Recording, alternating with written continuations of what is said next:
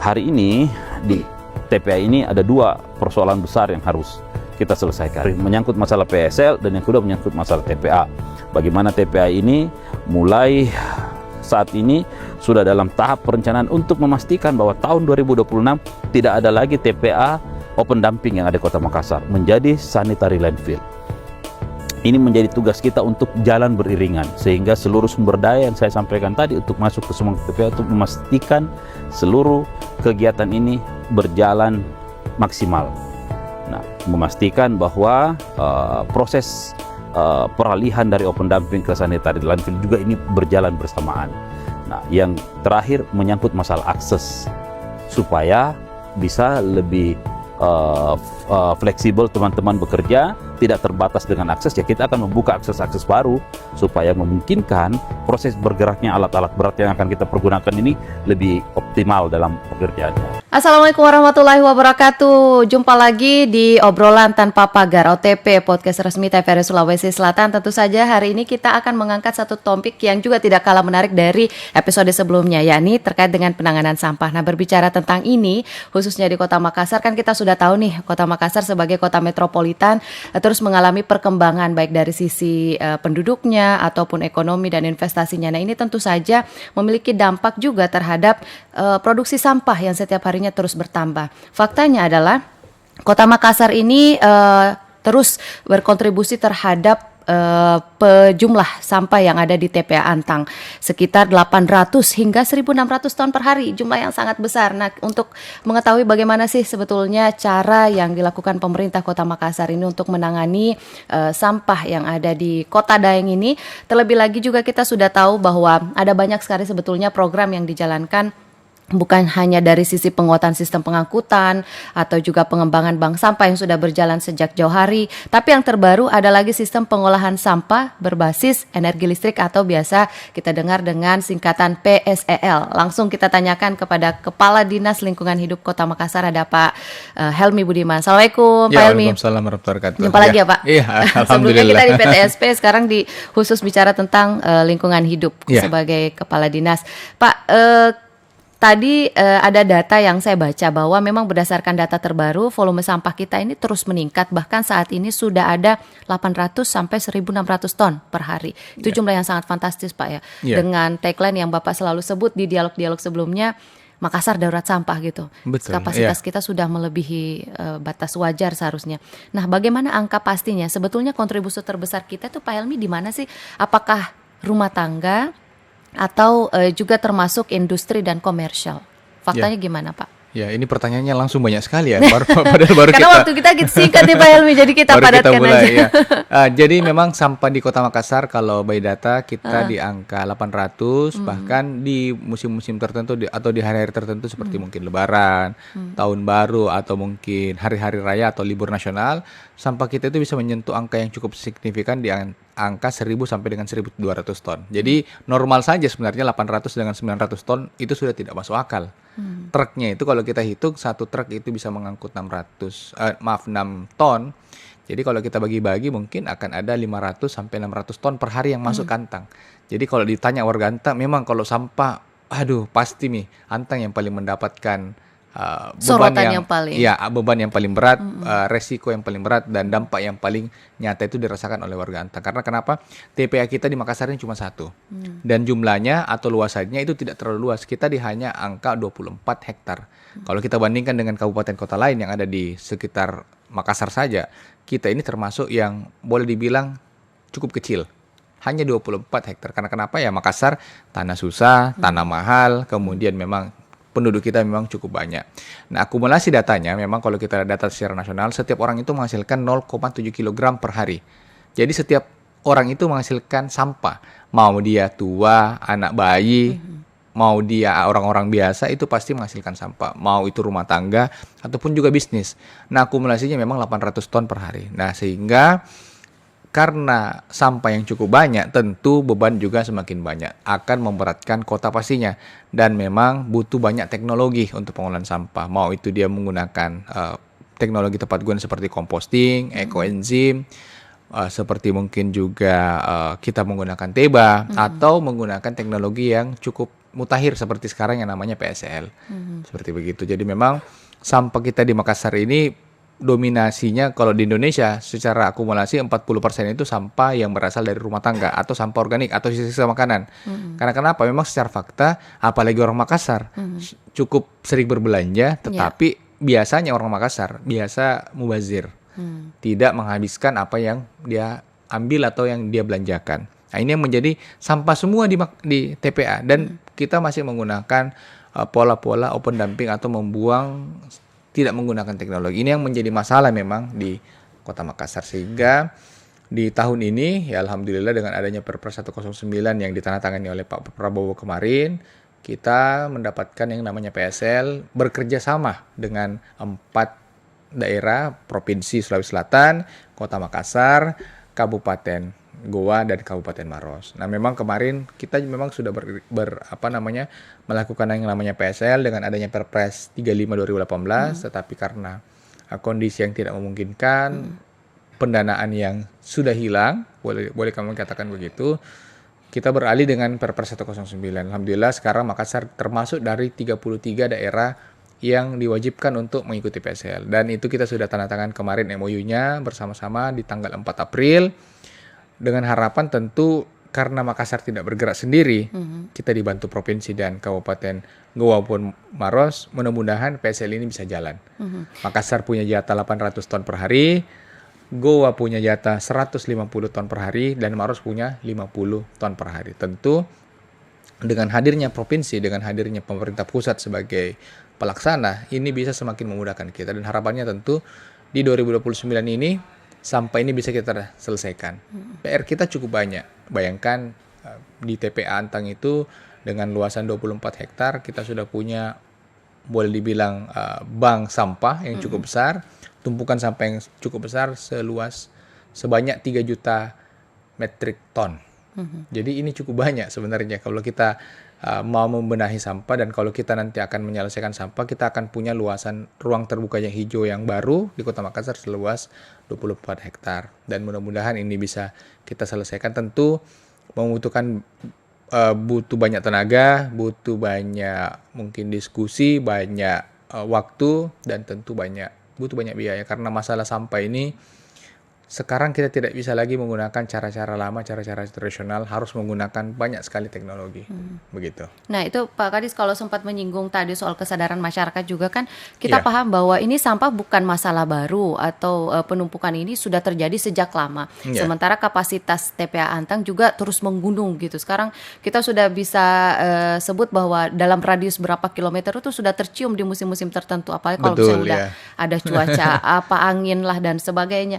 Tapi Pak Kadis kalau bicara tentang literasi, sebetulnya program-program sebelumnya itu memang belum kena ya sampai bisa kita jalankan secara maksimal, seperti misalnya recycle itu, reuse dan reduce. Iya, sebenarnya sih dari sisi masyarakat kita sudah beberapa kali melakukan edukasi dan literasi, tetapi memang karena kita tidak lakukan secara terus-menerus, dan mungkin juga sewaktu itu pemerintah pusat tidak mendukung secara penuh atau secara utuh, sehingga ya tentu masyarakat atau Pemda sendiri cukup kewalahan. Karena ketika kita bicara masalah sampah, ini bicaranya tidak hanya di rumah tangga, tidak hanya di masyarakat, tapi dari hulu, median, sampai dengan hilir. Kita harus menyiapkan fasilitas yang cukup banyak. Ini sekali lagi kita bicara masalah yang cukup komprehensif. Ya, alhamdulillah Bapak Presiden, Bapak Prabowo ini betul-betul memberikan perhatian yang khusus.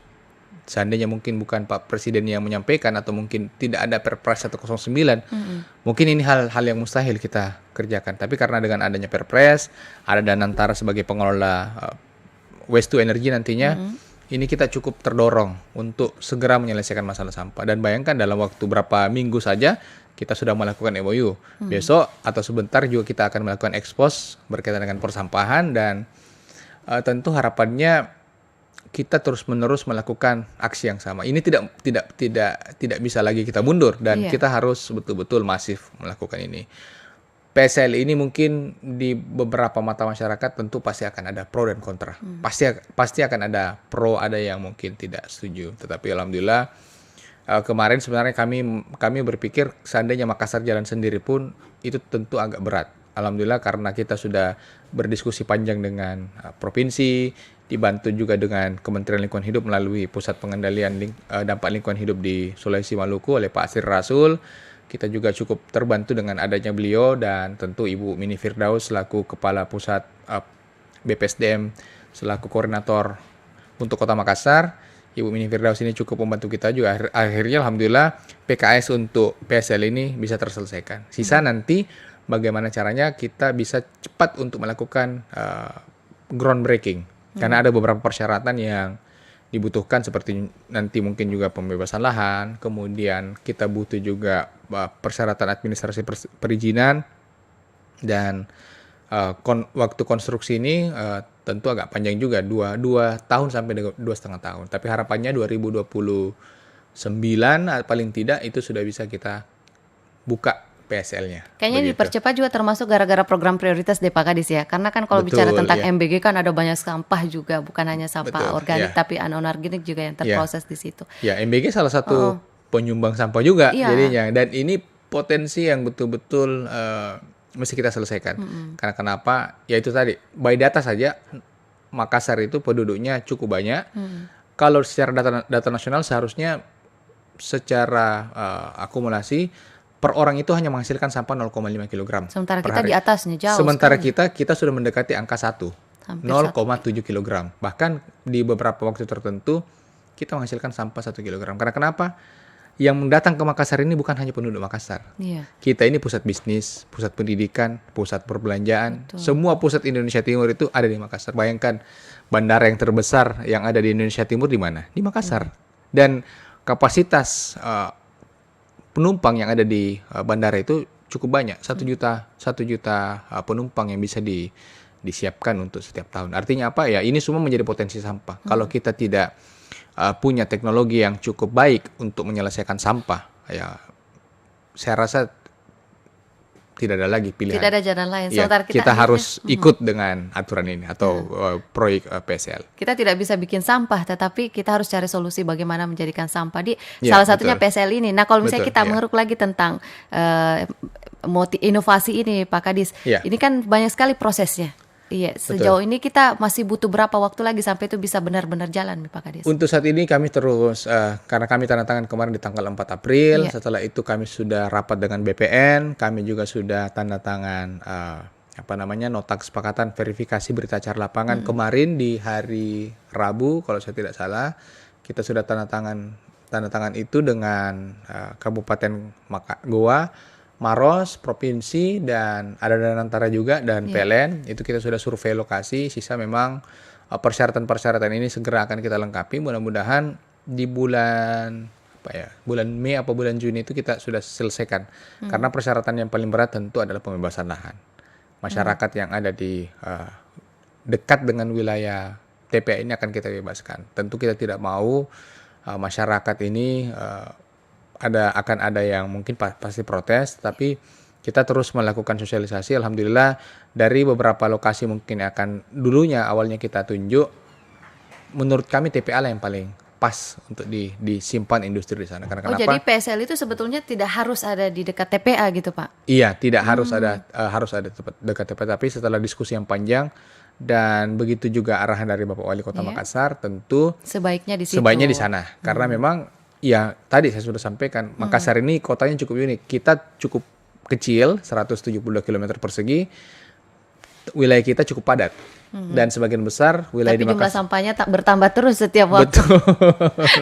Jumlah Sampah ini- 24 hektar ini bisa jadi penuh dalam berapa tahun ke depan berarti kira-kira, Pak Kadis? Kalau hitungan kami ya tentu sekarang sampah kita itu sudah di angka 30 meter dari permukaan laut. Itu sudah puncak yang paling tinggi. Coba bayangkan itu. Iya, dan Kalau misalnya terus diproduksi sampahnya, tidak ada Ya. inovasinya.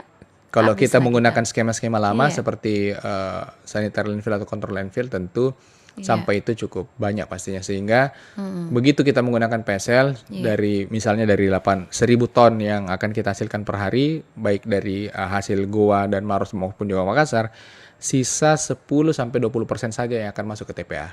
Itulah yang sudah selesai Sangat dibakar. jauh sekali gitu ya, Pak? Sangat jauh, dan itu bisa memperpanjang umur TPA pastinya. Tentu sekalipun juga kita punya PSL, metode-metode lain yang akan kita gunakan seperti composting tadi saya sampaikan, ekoenzim, kemudian TEBA, itu tetap harus kita gunakan juga. Karena kenapa? Yang bisa masuk ke TPA nantinya itu hanyalah residu. Residu itu sesuatu yang tidak bisa diolah. Contoh mungkin pembalut, pampers, kresek-kresek kecil yang tidak bisa diolah sama sekali itu akan masuk ke sana. Tetapi selebihnya itu tidak bisa masuk ke TPA dan harus diolah di PSL ini. bukan di median hulu ataupun juga di median, baik itu mungkin melalui bank sampah maupun juga di TPS 3R. Nah, yang tidak bisa diolah itu dibakar dulu. Dibakar dulu, masuk ke insenerator, setelah itu barulah ditaruh ke TPA. Jadi TPA tetap akan kita gunakan, tapi ini akan memperpanjang umur TPA kita.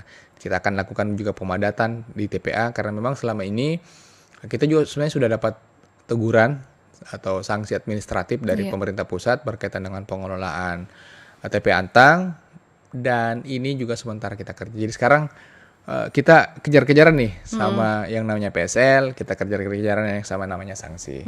Dan mudah-mudahan dalam waktu bulan 9 nanti atau mungkin bulan 8 kita akan membawa transformasi baru terhadap pengolahan sampah. Pak Helmi kerja keras sekali nih akhirnya nih. Mudah-mudahan, mudah-mudahan bisa didukung lah oleh seluruh masyarakat. Iya. Nah, tapi sempat menyinggung jadi tadi tentang pro kontra Pak Helmi juga kan kita sering mendengar bahwa kalau ada PSL kemana pemulung akan mengambil lagi mata pencahariannya. Itu udah ada solusi kah? Sudah disiapkan strategi, Pak? Tentu yang namanya pemulung kan itu masih dalam tanda kutip masih informal.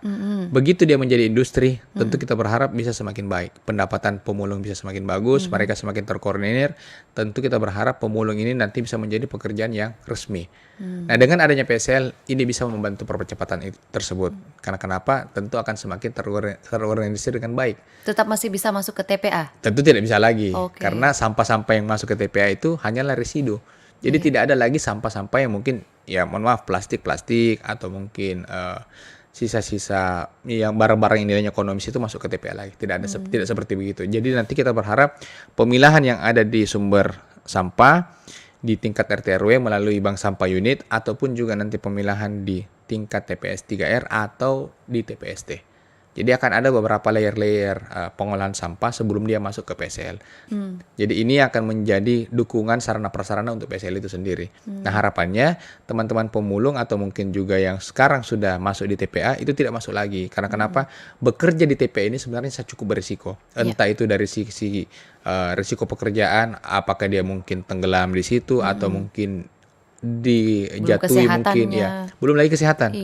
Ini cukup berisiko dan memang ini sudah menjadi perhatian. Mudah-mudahan ketika kita lakukan penataan, mereka bisa menyesuaikan dengan kinerja yang akan kita lakukan nantinya. Kalau di PSL, siapa yang bekerja di situ, Pak? Kalau PSL akan ada petugas-petugas pabrik, lebih kepada machinery atau mungkin penggunaan. Rekrutmen pokoknya ya? Ya, akan ada lakukan rekrutmen. Tentu harapannya yang paling banyak nanti direkrut dari pengolahan sampah ini tentunya warga-warga Antang. Atau mungkin pemulung yang ada di sana. Memanfaatkan warga lokal pastinya, warga sekitar. Kita berharap nanti tenaga-tenaga informal seperti pemulung tadi yang kita bahas, mudah-mudahan ini menjadi satu kesatuan dengan PSL dan mereka menjadi tenaga yang resmi lah. Karena sekarang kan kalau namanya pemulung mungkin waktu-waktu tertentu pendapatannya cukup besar, tetapi waktu-waktu tertentu juga ketika risikonya mungkin ketika hujan mereka tidak bisa turun atau tidak bisa masuk ke TPA. Tetap naik turun juga apapun itu gitu ya. Sehingga tapi yang jelas adalah sampah itu ada kan PR bersama gitu ya Pak, masalah bersama. Kita harus percayakan semua program itu pada pemerintah. Ini semua inovasi yang diharapkan juga bisa membantu kita semua juga. Tentu kita berharap di tahun ini kita melakukan, tahun kemarin pun kita sudah sampaikan bahwa kita berharap sampah ini tidak lagi menjadi tanggung jawab pemerintah semata. Meskipun pemerintah sebagai lead, tetapi kita berharap di masyarakat, di RT RW, lurah, camat ini bisa kita sama-sama bekerja. Karena kenapa menyelesaikan masalah persampahan ini tidak bisa hanya duduk saja, tidak bisa hanya bercerita saja, tetapi kita harus bergerak bersama-sama. Kenapa? Kalau sampah ini berhasil kita kurangi di rumah tangga, tentu ke TPA itu semakin sedikit. Nah, sekarang permasalahannya semua orang hanya membuang sampahnya dan memberikan pemerintah. Ini yang menjadi masalah, tidak diolah, tidak dipilah, langsung saja dibawa ke TPA. Padahal secara aturan, secara regulasi, sampah yang dibuang ke TPA hanyalah residu saja. Betul. Dan ini sudah berlaku sejak 2026 kemarin. Ini lagi-lagi kesadaran masyarakat. Karena Betul. memang sampah ini bukan pekerjaan satu pihak saja, tetapi semuanya di Pak. Iya. Termasuk kita juga sebagai orang yang berkontribusi dalam membuang sampah itu. Pak, tapi kalau kita singgung tentang masalah kemarin kan kita dengar juga ada gugatan gitu Pak ya. Apakah ini akan menghambat begitu, bisa dijelaskan bagaimana sih Iya, sebetulnya? gugatan apa ini? Gugatan PSL ke pemerintah ini. kota kita. Boleh disinggung kah? Boleh? Baru pertama kali saya ditanya di podcast.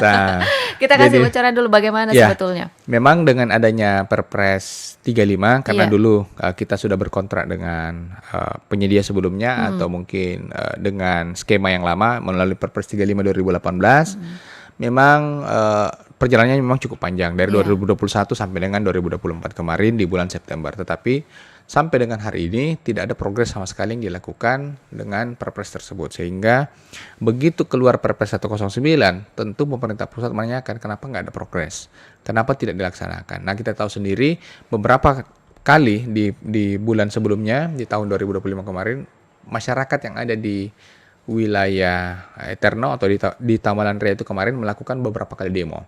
Tentu kita tidak mau pembangunan itu merugikan masyarakat atau mungkin ada masyarakat yang belum mendapatkan jawabannya. Nah, sehingga ketika kita melakukan konsultasi beberapa kali dengan pemerintah pusat, ya ini kita juga mengupayakan pembangunan itu bisa dilakukan tetapi mengakomodir masyarakat. Nah, alhamdulillah dengan keluarnya Perpres 109 2025 ini menjawab semua. Jadi menyelesaikan peralihan masalah pendanaan itu terselesaikan, karena memang di Perpres 35 tentu kalau kita melihat skema atau mungkin pembayaran yang ada di APBN itu sudah tidak tersedia dan Perpres 109 menjawab itu semua. Kemudian di satu sisi pemenang atau pemilik PSL sebelumnya itu juga bisa ikut masuk di dalam. Seperti begitu. Jadi kemudian yang ketiga, masyarakat juga yang ada di Tamalan Raya itu bisa kita jawab. Karena kenapa di Perpres 109 dengan asistensi yang terakhir, Pak Menko sudah datang ke Antang melihat kondisi, dia menyarankan memang untuk dipindahkan saja industrinya dekat dengan TPA. Karena kenapa? Ketika kita mendekatkan industri itu dengan TPA, otomatis volume sampah itu bisa langsung dikerja di sana. Kemudian sampah-sampah yang lama yang ada di gunungan sana di Antang itu bisa kita langsung juga masukkan ke dalam bahan PSL. Jadi banyak sekali sebenarnya keuntungan ketika industri ini kita dekatkan dengan TPA. PSL ini kita dekatkan TPA, dan alhamdulillah dengan adanya Perpres 109 ini menjadi salah satu solusi. Tentu bicara masalah gugatan mungkin itu akan kita bahas kemudian. Kita tentu berharap ada win-win solution pastinya. Kalau melihat gugatannya kemarin nilainya cukup fantastis juga. Mudah-mudahan kita belum bertemu secara langsung dengan PT sebelumnya kemarin yang menggunakan Perpres 35, tapi kita berharap pastinya pihak sebelumnya itu bisa masuk ke dalam Perpres 109 tanpa dirugikan sama sekali pastinya, dan tentu kita berharap proyek ini bisa segera jalan. Karena Itu kenapa? harapan kita juga. Ya, sekali lagi sampah ini tidak bisa berhenti. Setiap hari, setiap detik orang menghasilkan sampah. Bayangkan dari anak-anak sampai dengan orang dewasa itu jumlah sampahnya cukup banyak, sama 0,7 kg. Nah, kalau kita kali 800 sampai dengan 900 ton per hari. Yang jelas populasi bertambah, jumlah sampah juga bertambah gitu ya. Pastinya, Tapi artinya tadi tuntutan ini tidak akan mengurangi Tidak akan semangat mempengaruhi. kita untuk punya PSL. Tidak Pak, ya? akan berpengaruh terhadap pemerintah kota. Oke. Karena kenapa? Kita sudah berkomitmen untuk menyelesaikan PSL. Jadi tuntutan itu kita akan selesaikan juga. PSL kita Tetap akan selesaikan juga, tetap akan berjalan juga, dan tentu edukasi, sosialisasi dan literasi kepada masyarakat akan kita galakan juga. Kita akan lebih memfokuskan literasi ini kepada anak-anak pastinya. Karena kenapa?